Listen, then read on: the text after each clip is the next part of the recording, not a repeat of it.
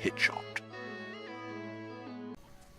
Why hello there, ladies and gentlemen. I am Chicken Fingers, your friendly neighborhood TF2 commentator. Today we are going to be playing here on Arena Badlands as a soldier using that strange Liberty launcher, strange shotgun, and that strange, no, not strange, regular freaking Equalizer. We'd love a strange one if you got one. Anyways, obviously Arena, so I don't really have too much to talk about Arena because I'm not very good at it because I'm too aggressive as a soldier. But something that went over very well was my medieval medic talks Navy, so I kind of want to touch on one topic that a lot of people seem to be asking me about, and that's how does a Navy guy end up in Iraq? What does he do? What does he smell like? What does he look like? And is he single? Of course, ladies, just let me know. Anyways, moving on from that awkward moment. Today, yeah, we're just going to touch on how does a Navy guy end up in Iraq. And the first thing was I was in Brunswick, Maine. I was with a squadron called VP-10. And I was kind of bored because it's Maine, and only moose and people with chlamydia live in Maine, and in the Navy, of course. Just kidding, I love Maine. It was a beautiful state. I took the spot of somebody who was having a kid. Didn't think it was right that he would have to go. Talked him out of it. He said, you know what, it's actually, yeah, it's a really good idea. I should be here for my kid. And I ended up in Fort Dix, New Jersey in September, and there I learned basic combat with the 1st Army and also a little bit of detainee ops. Mainly it was basic combat because that's something you can't learn out in the field, because if you try to learn combat in the field, you're probably going to die. So they taught us basic combat, which was shooting, maneuvering, stuff like that. Stuff we never really did because we were inside the wire job. Detainee operations was fun, but at the same time it was a lot of stuff we also didn't do. It was just riots and stuff. We did have a couple riots. We did a little raiding every now and then to make sure the detainees didn't have weapons or contraband. But it was all training, that useless training. You really learn everything out in the field. It was just kind of a good sense to kind of figure out what I was going to be doing. So I got to Camp Bucca, Iraq. Actually, I went to Kuwait first for 3 days, but you know, it was just one of those big processing plants. You kind of moved right through, got your armor and stuff, and you know, everything like that. Got your weapon. Moved to Camp Bucca, which was named after a firefighter who had died in 9/11. Camp Bucca sucked. It was horrible. There was no paved roads. It was all gravel. It was very, very hot all the time because it was in southern Iraq, right by the equator. It was a fester hole, if you really want to know. Not that it was anyone in particular's fault. It was just in general a shitty place. It was the largest detainment facility, I believe, in Iraq. I'm not 100% sure on that, but we were red level detainees. It had Navy row. We had a giant Navy mast, you know, like a ship's mast outside our compound, right in the middle of Tifrik, so everyone knew where we were, doing the hard work while the Army was dealing with the painters and all that stuff. It was pretty funny.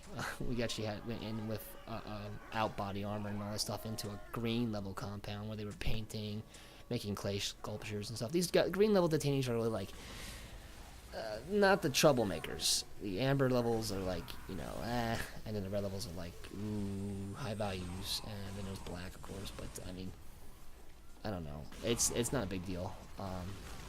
It's every detainee can be any level. It's all speculation and hearsay. So, and this was Camp Bucca. We got out of there about January. That was the harder part of the one, I believe, because it was just constant work. It was 6 days on, 1 day off, and it would take an hour to get to work, an hour to get back, because you had to go through the checkpoints and you had to wait for the 5-ton pickup truck to come get you. And so you had 5 days off, 6 days on, 1 day off. That was about 84 hours a week I was working, or at least my mind was set on work. And then I would also go to gym for an hour a day for 5 days a week. So I mean, I sleep was lacking. You know, take 5-minute showers, you know, shave 30 seconds and stuff like that. Got out of there, went to Camp Taji. I was one of the first people to go because Camp Taji wasn't quite built yet in the aspects of holding detainees. They were doing new programs there, and it actually worked out really well. But when we first got there, that place was an absolute death trap. So we spent a majority of 3 months literally just working to build it up. And there I did get the experience, working in a wood shop, and, that was fun. I really liked working in the wood shop. I did interrogation protection, which is pretty much where I would watch interrogations in a room filled with servers. I don't know if you've ever been around a server room. It's extremely freaking hot. And it had to be in body armor as well, just in case something went wrong. Either to defend the interrogator or defend the detainee, because a lot of people don't know about detainee ops is you are responsible for the health of your detainees. You are care, custody, and control. So, like, you feed them, you bring them food, you make sure they're taken care of. But at the same time, they act up. You put the back hand to the side of the face. Not the back hand, but you take them down. And that did happen at one instance where some detainees did get a little rowdy with me and a escorter, and we did have to put them down. Not extremely hard, but with enough force that they knew that they were in the wrong.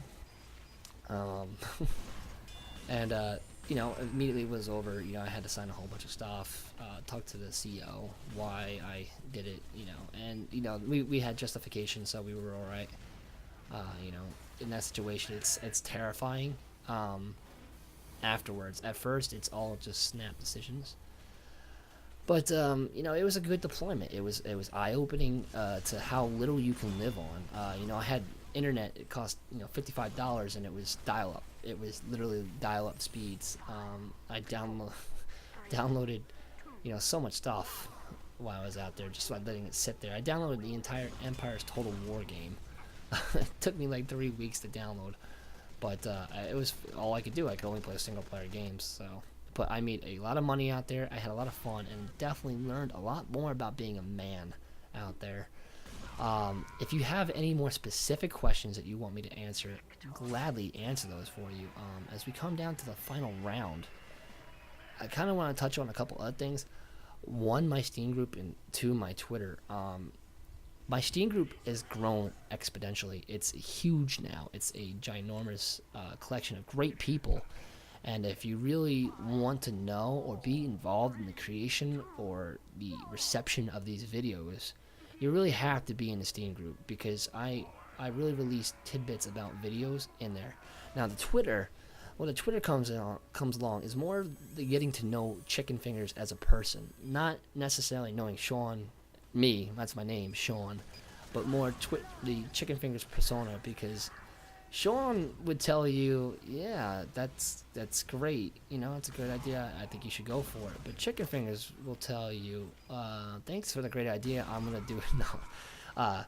Would tell you funnier things. I don't know, I can't do it right now, because it's one of those spur moments. Maybe sometimes I will see something that's just outrageous and call giant organizations out on it. Or, it's more personal. You'll get to know me more there. And I highly recommend you get on Twitter. It's a lot more fun on Twitter. It's a lot easier for me to talk to you guys rather than adding you all as friends on Steam and getting 8 million messages. But that's about it, guys. This is the end of the video, I do believe. One guy left to kill. My name is Chicken Fingers. If you enjoyed this, you can give me a like. If you really enjoyed it, give me a favorite. Of course, always join my Steam group, Twitter, like we discussed, and I hope to see you guys on the battlefield. Peace out. Love your faces. Want some of that?